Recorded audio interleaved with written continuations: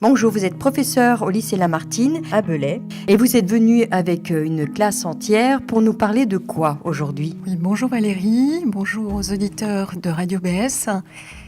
Voilà, je suis là avec mes élèves de seconde.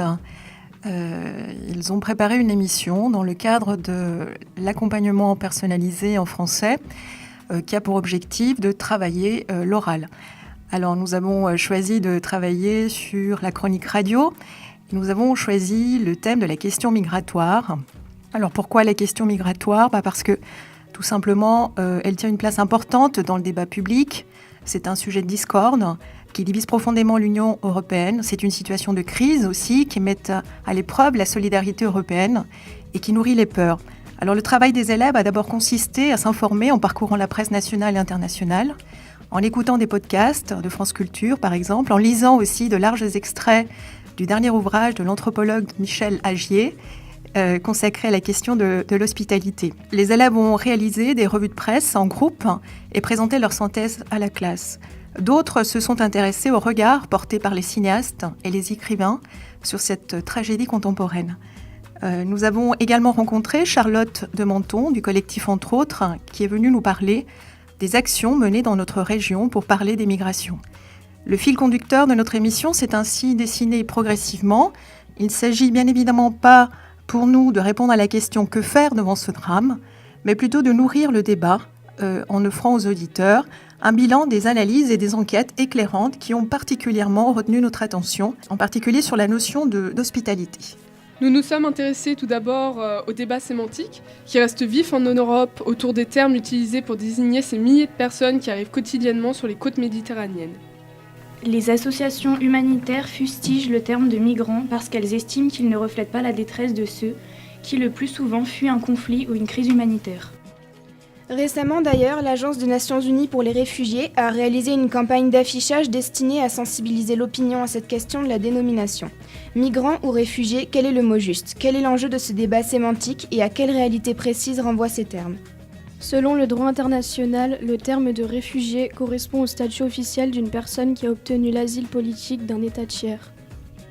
Ce statut est défini par l'une des conventions de Genève signées en 1951 et ratifiée par 145 États membres des Nations Unies, et qui stipule que ce terme s'applique à toute personne menacée de persécution dans son pays d'origine en raison de sa race, de sa religion, de son appartenance à un certain groupe social ou de ses opinions politiques.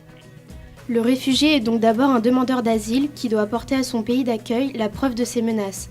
Ces dernières années, les réfugiés sont principalement des Syriens, des Afghans, des Iraniens ou des Libyens. Contrairement aux demandeurs d'asile qui sont donc dans l'obligation de se déplacer s'ils veulent sauver leur vie ou préserver leur liberté, le migrant se définit comme une personne qui se déplace volontairement dans un autre pays pour des raisons principalement économiques, politiques ou culturelles, autrement dit pour une meilleure perspective d'avenir. Pour les gouvernements, cette distinction entre migrants et demandeurs d'asile est donc importante. Les pays gèrent les migrants en vertu de leurs propres lois et procédures en matière d'immigration, alors que les demandeurs d'asile politiques doivent être gérés par les pays d'accueil en vertu des normes définies par des lois internationales. Considérant aussi que la majorité des migrants qui traversent la Méditerranée viennent de pays en guerre ou en proie à des violences et des persécutions, du Moyen-Orient ou d'Afrique, Syrie, Afghanistan, Irak, Érythrée, le HCR, Haut Commissariat des Nations Unies pour les réfugiés, décrit le mouvement actuel massif vers l'Europe comme une crise des réfugiés et non comme une crise des migrants, comme on peut encore le lire dans de nombreux médias. Cet important flux migratoire, on l'a dit, pose la question de l'accueil et met à l'épreuve la solidarité européenne. Les États semblent parfois dépassés devant les enjeux posés par la mobilité des personnes. Michel Agier, anthropologue et directeur d'études à l'École des hautes études en sciences sociales, est considéré comme le grand spécialiste de déplacement de population et des logiques urbaines. Dans son dernier ouvrage, publié en octobre dernier et intitulé « L'étranger qui vient, repenser l'hospitalité », il observe les nouveaux visages de l'hospitalité et analyse ses mutations dans un contexte où les frontières se renforcent. Du miséreux porcher Eumée qui héberge Ulysse déguisé en mendiant à son retour à Ithaque. Au pays partiellement peuplé par des réfugiés venus d'ailleurs, comme le Liban ou la Turquie, et jusqu'aux citoyens européens d'aujourd'hui qui offrent assistance à des migrants désignés comme hostiles. Par leur gouvernement, l'hospitalité traverse l'histoire de l'humanité. Loi de survie pour les nomades du désert, commandement commun à toutes les religions, elle est aujourd'hui mise à mal par les politiques migratoires, notamment européennes. Pourtant, comme le souligne l'anthropologue, l'hospitalité est une condition essentielle des rapports paisibles entre les êtres humains, mobiles par nature et contraints de partager une planète limitée. Historiquement, et dès le Moyen-Âge, le traitement des errants est séparé du cadre privé pour être confié à l'État et à l'Église. C'est l'émergence des hospices et des œuvres religieuses de charité que certains considèrent comme les premières formes d'action humanitaire. Or, aujourd'hui, on observe un phénomène inverse. De multiples associations voient en effet le jour, de très nombreux citoyens se mobilisent contre les politiques d'État, qui sont souvent des politiques de repli, et qui combattent parfois ces initiatives citoyennes en les poursuivant en justice pour délit de solidarité. Au Danemark, par exemple, 150 000 personnes participent au réseau Facebook Les Voisins Amicaux. À Bruxelles, une plateforme citoyenne d'hébergement rassemble des dizaines de milliers de bénévoles. En France, le collectif Sursaut Citoyen recense 1200 initiatives citoyennes solidaires. En Allemagne, la société civile a été et reste incroyablement efficace dans sa mobilisation pour organiser l'accueil des réfugiés, leur accès au travail, l'apprentissage de la langue. En Italie, en Calabre, le village de Rias est devenu un modèle d'hospitalité depuis la fin des années 1990. Ces exemples, qui ne bénéficient pas de la loupe médiatique, montrent pourtant, comme le souligne Michel Agier, dans un entretien accordé à Télérama, que dès qu'une relation s'établit, l'expérience de l'altérité opère et produit souvent des échanges positifs. La question de l'accueil nous a tout naturellement conduit à nous intéresser aux actions menées dans notre région. Dans cette perspective, nous avons rencontré Charlotte Dementon, fondatrice du collectif, entre autres. Diplômée en sciences politiques, titulaire d'un master en développement et forte d'une expérience en formation, renforcement des capacités et animation de réseau auprès du ministère des Affaires étrangères et d'une ONG de la promotion de la formation professionnelle, elle tente de répondre, avec son collectif, à la question suivante. Comment agir ensemble dans l'égalité, l'interculturalité et la solidarité? C'est à l'occasion de la réalisation du guide collectif Belay-Ville-Monde que l'association a découvert l'histoire plurielle de Belay façonnée par les migrations. Le collectif a par ailleurs reçu des demandes d'informations sur le droit et les possibilités d'accueil de personnes migrantes. Ces raisons ont ainsi motivé une série d'actions et de rencontres autour du thème « Migration du XXe et XXIe siècle, comprendre et agir ».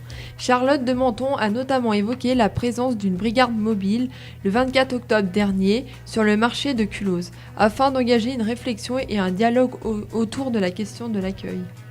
Entre autres, a également assisté à un apéritif-concert organisé par le collectif d'habitants du secteur Brégnier-Cordon, Groslay et Luis qui se mobilisent pour l'accueil d'une famille irakienne demandeur d'asile.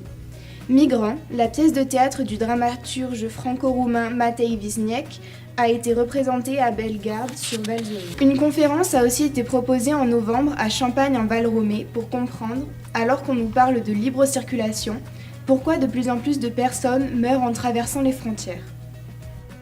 Le collectif fourmille de projets pour l'année 2019, la création notamment d'un espace éphémère et itinérant avec par exemple un kiosque d'information pour bousculer les idées reçues, une exposition pour voir, toucher, entendre les histoires et les trajectoires des habitants du Bugey, un forum pour mettre en regard les migrations qui ont façonné notre ville au XXe siècle et celles qui la façonnent aujourd'hui.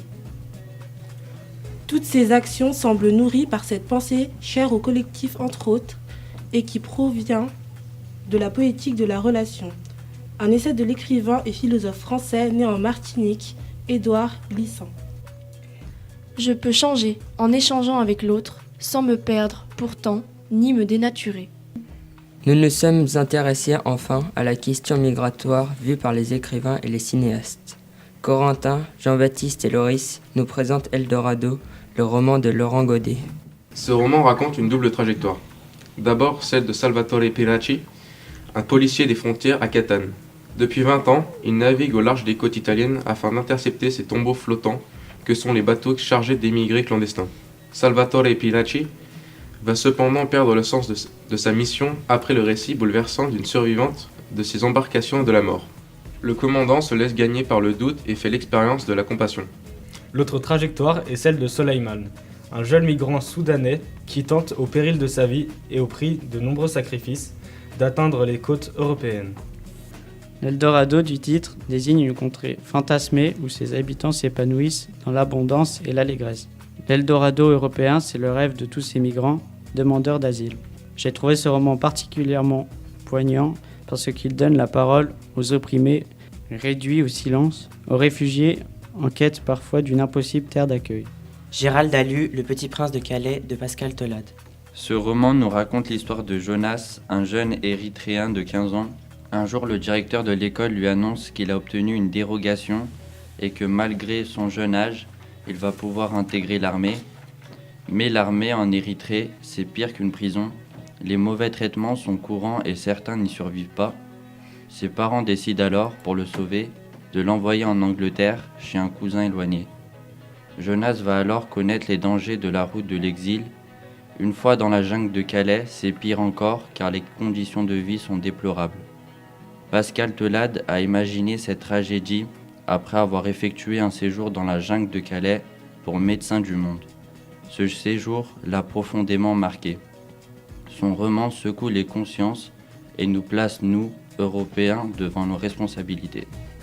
Un dernier récit présenté par Mathieu, Shobha, l'itinéraire d'un réfugié de l'écrivain et acteur sri-lankais Shobha Zakti.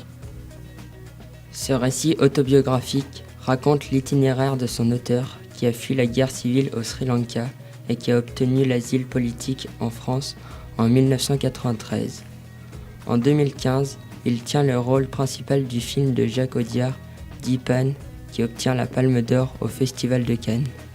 Il juge avoir tenu dans ce film un rôle en grande partie autobiographique. Cette interprétation lui vaut une nomination pour le César du meilleur acteur en 2016. Ce récit m'a permis de comprendre les raisons pour lesquelles on se résigne à quitter sa terre natale, mais aussi que le déracinement est source d'une douleur profonde pour l'exilé. Mehdi va enfin nous présenter un film français de Philippe Liorey. Il s'intitule Welcome. Ce film a été nominé 10 fois au César de 2010, 2 fois aux Golden Globes et récompensé par le prix lycéen du cinéma. Le film raconte l'histoire de Bilal, un jeune migrant kurde qui vit clandestinement en France et qui veut rejoindre sa petite amie en Angleterre. Il prend donc des cours de natation à la piscine de Calais où il fait la connaissance de Simon, le maître nageur. Simon est également bénévole dans une association d'aide aux sans-papiers et le prend sous son aile. Le film porte un regard humain sur la condition des migrants clandestins. Il met aussi en lumière l'aide que peuvent leur apporter certains citoyens français sensibles à leur détresse et dont certains pratiquent la désobéissance civile en dépit des conséquences judiciaires. Le long métrage a alimenté la polémique sur le délit de solidarité. D'ailleurs, peu après la sortie du film, le député Daniel Goldberg a déposé une proposition de loi visant à dépénaliser le délit de solidarité. Proposition de loi très médiatisée, débattue mais rejetée à l'Assemblée nationale le 30 avril 2009.